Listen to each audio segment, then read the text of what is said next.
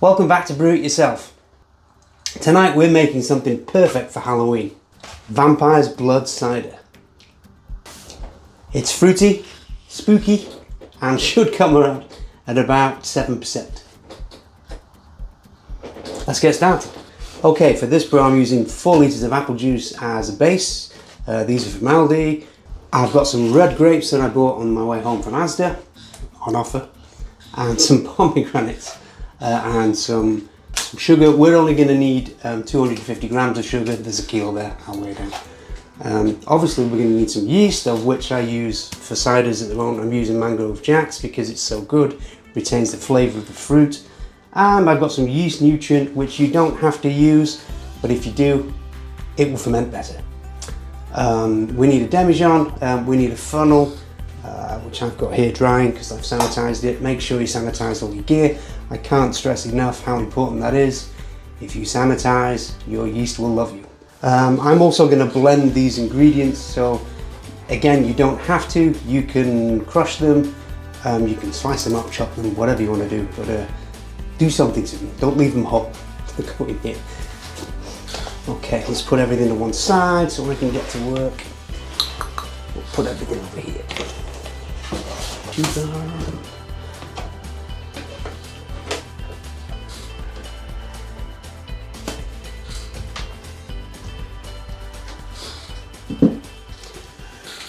Okay, make sure everything's sanitised. Let's get some of these. Look at these grapes. These are just seedless Asda red grapes. Not the best grapes for wine making, but they'd still add great flavour if we were making wine. But we're making cider. And they're going to add some great flavour for this. And a lot of good sugars.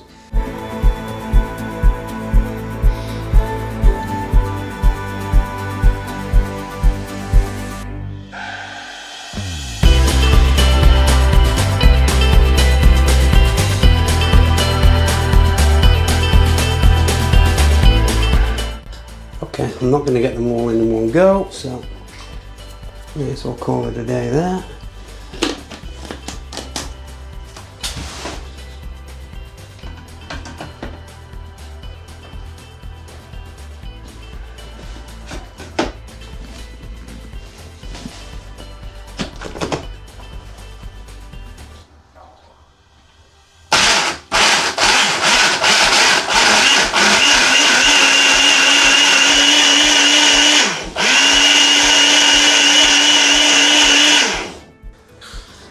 Oh wow, they blitzed down to a lot less than that. It's nearly full.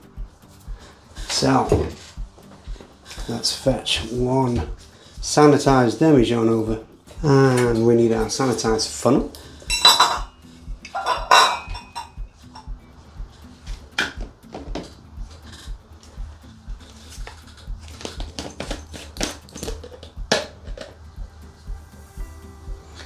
And in we go.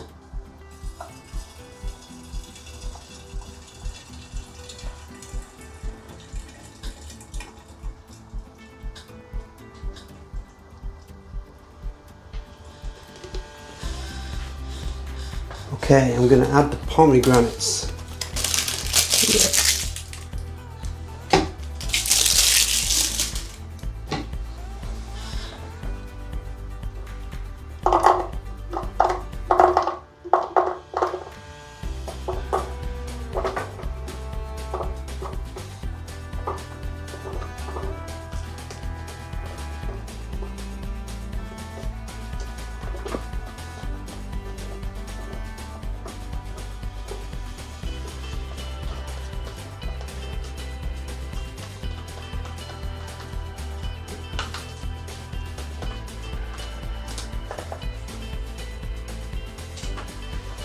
Okay, that's all the pomegranates in. Let's get the rest of these grapes in.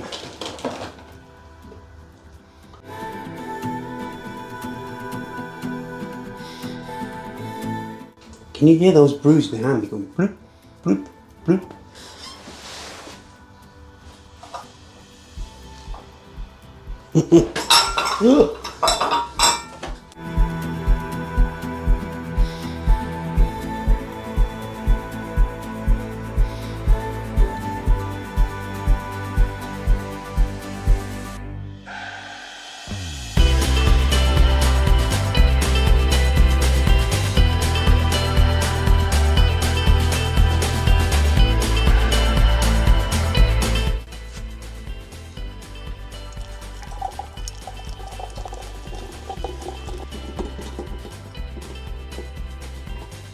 So if you can blend your fruit up like I've just done, it adds natural colour, it adds tannins, it's going to improve your brew basically.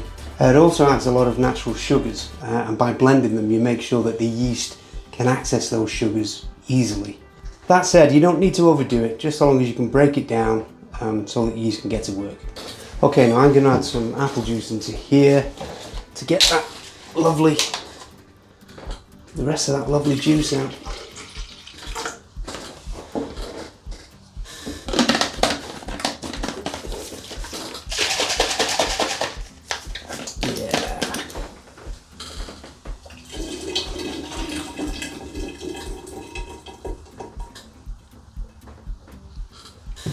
Okay, may as well use this to dissolve the sugar as well. Okay, 250 grams of sugar added to the sugars in the apple juice and the fruit should bring this brew up to around 7%. I'll take a reading once we get all this in, if I don't forget, because I'm prone to forgetting to do that. I just get excited and want to get it brewed, and then at the end I think, should have taken a reading. Anyway, let's have the sugar in here.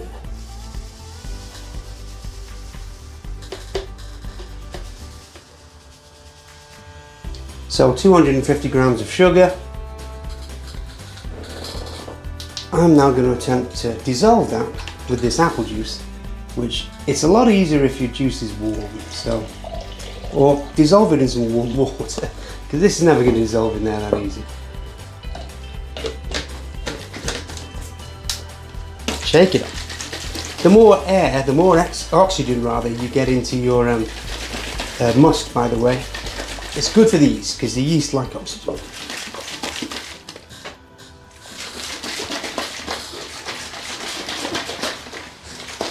I thought someone knocked on the door,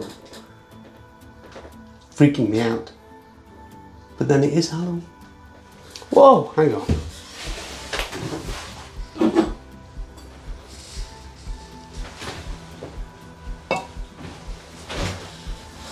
Huh? Maybe next video I'll get some decks up. Look at it. See, that's one very aerated, sugary apple juice.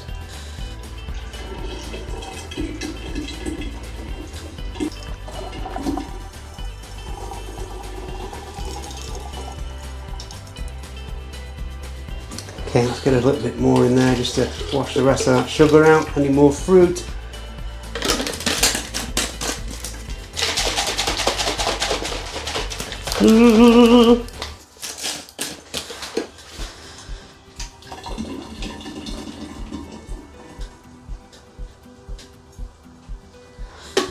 Okay, we won't be needing that now. So now I'm going to add the rest of the apple juice.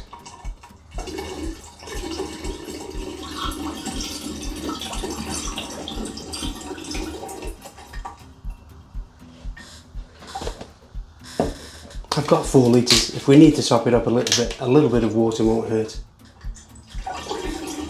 But this should get it up towards the top.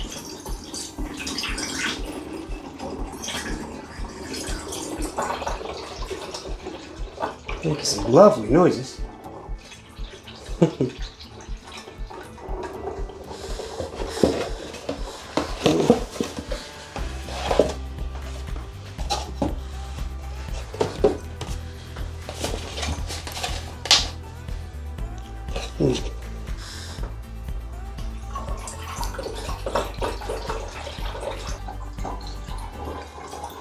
Can you hear my cat?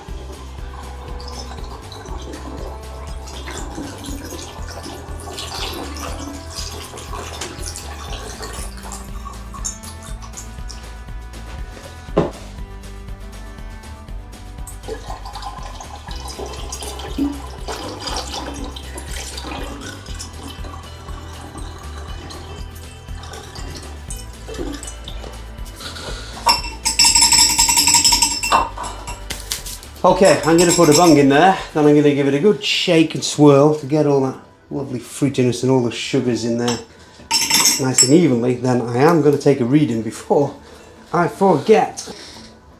Okay, pre-sanitized, sanitized, also sanitized. Okay, so I'm just going to shake it up. This is going to be a lovely colour. More amber than the red I was expecting. There we go. That's got lots of oxygen. It's mixed everything up. It's a good level. We don't need to top that up. And I've just put a little bit of sanitizing liquid in there.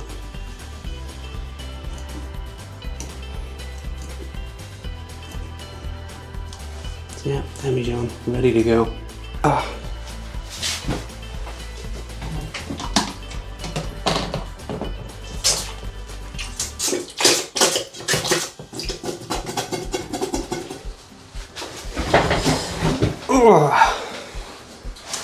Okay, let's take a reading.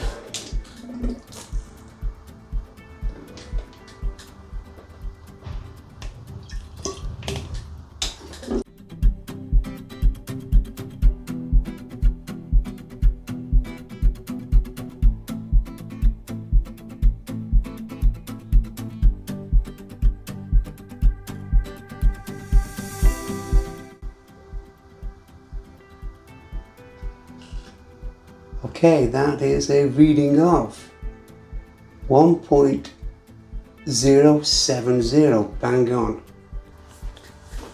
So this tells us how much fermentable sugar is in our must.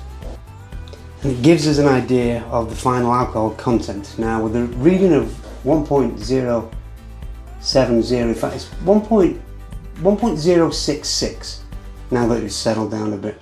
That's going to give us, it should be in excess of 7%. I'm not going to do the maths because I just know. We were shooting for 1.060 to get 7%, so at 1.066 I know we're going to surpass that and maybe get 7.5, even 8%.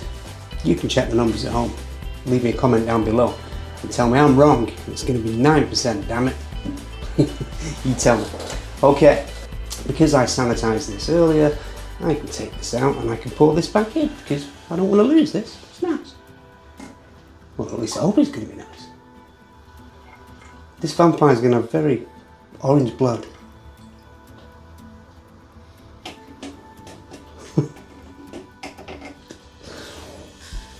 Okay.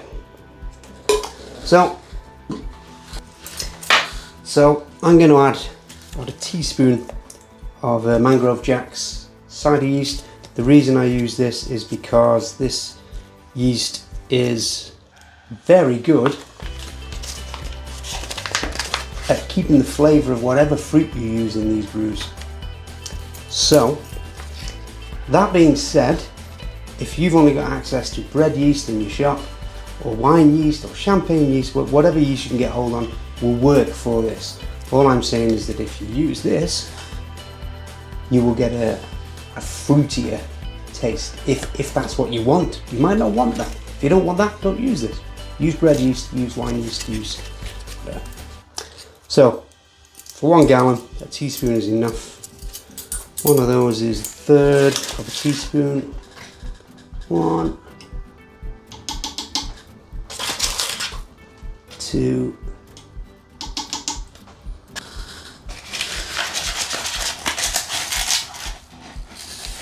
do you know what? There's going to be so little left of that, I'm going to pour it all in.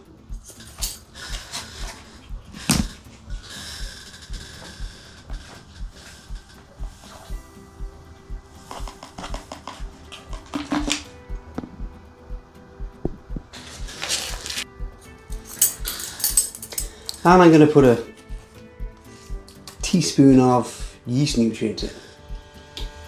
Not imperative, but if you've got it, add it.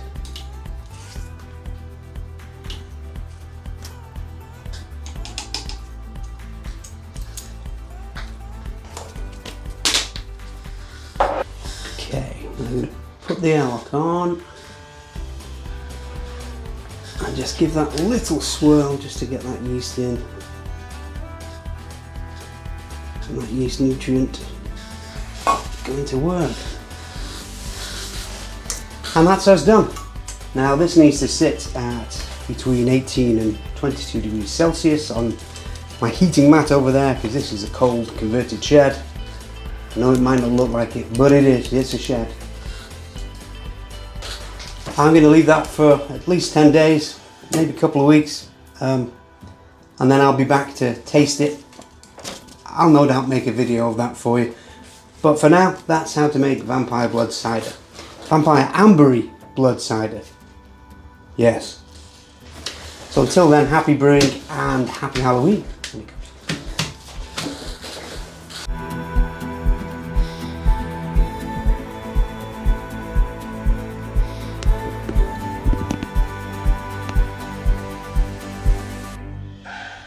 Today I've got some sad news. My vampire blood cider is dead. There's no other way to put this. It's been contaminated. It's got horrible slime on the top there, and it's got a horrible smell, rotten smell, you know, an eggy, sulfury smell. It's not salvageable. There's nothing I can do to save it, so I've got to pour it away. Now, because I made the whole video of making it, I've got to give you the payoff, so to speak, of this video, and the payoff is it's not good. So keep your eyes out for this brew again. I will try it, or at least recreate it in some fashion or another. It's a little bit late for Halloween now. It's like the 22nd of October, so I'd only have a week to get one of these going. It's just not going to happen. So keep your eye out for a similar brew, which won't be Halloween themed. I was actually looking forward to this. It was going to be a nice brew. But anyway, c'est la vie. That's the way the cookie crumbles and all that jazz. I'll give you a close-up look at this before it goes down the drain. It's a pity you can't smell it. Honestly, it's lovely. Good God. It could be used in warfare, maybe. If you enjoyed at least the early part of the video where I was making it, please like and subscribe. If you enjoyed this part of the video where I can't even taste it, rack it off, like and subscribe as well. See you next time.